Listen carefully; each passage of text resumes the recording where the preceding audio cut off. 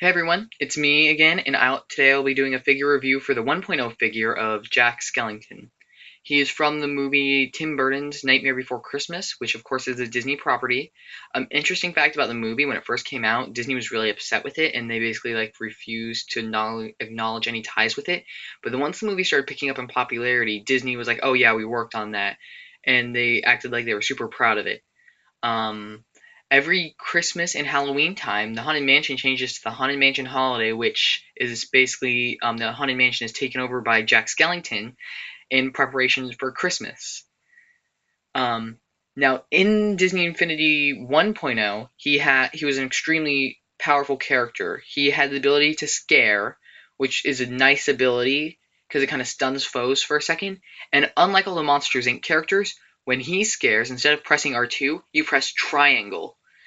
And whenever he scares, he says something different, which is also really cool. You know, just cycling through, and it's more like a combo, unlike the Monsters Inc. characters, where it's just one scare and that's kind of it. His can kind of go into a combo. And because it's triangle not R2, he also has a block breaker, which is he does one huge scare, and that's really powerful once you level it up in 2.0. He also has the ability to throw pumpkin bombs. Um, You see, I was kind of upset by that because they had pumpkin bombs in the game, but they didn't want to give any to Green Goblin, and I would have preferred the original Green Goblin to the new one. But if you really want to give Green Goblin pumpkin bombs, you have to get Jack Skellington. Um, I was really upset when he was first announced, because that means he wouldn't be getting a playset, and there aren't enough popular characters in his movie other than him and maybe Oogie Boogie and Sally to give them a playset. So there's no way he's going to get a playset.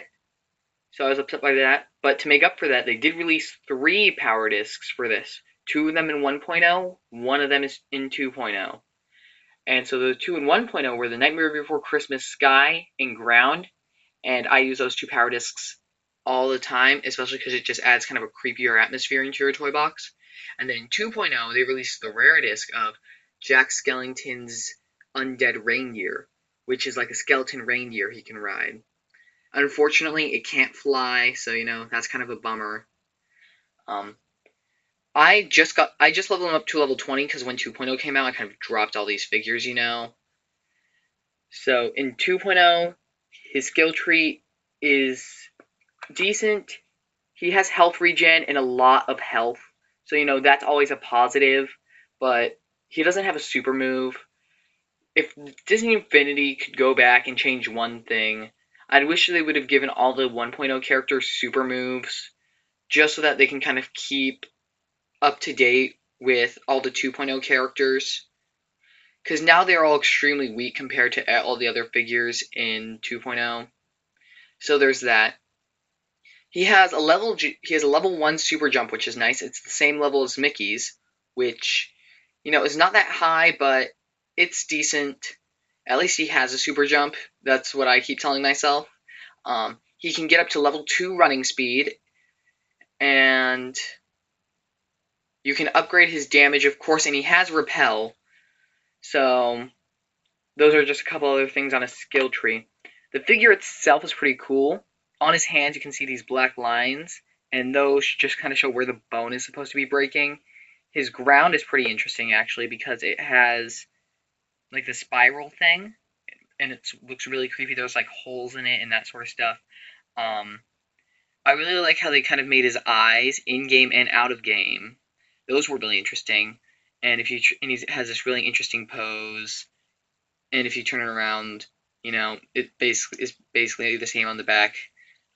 He has this bat tie, where it's a tie that's made out of a dead bat. So that's all really cool. So if you love this movie and this character, I would get him.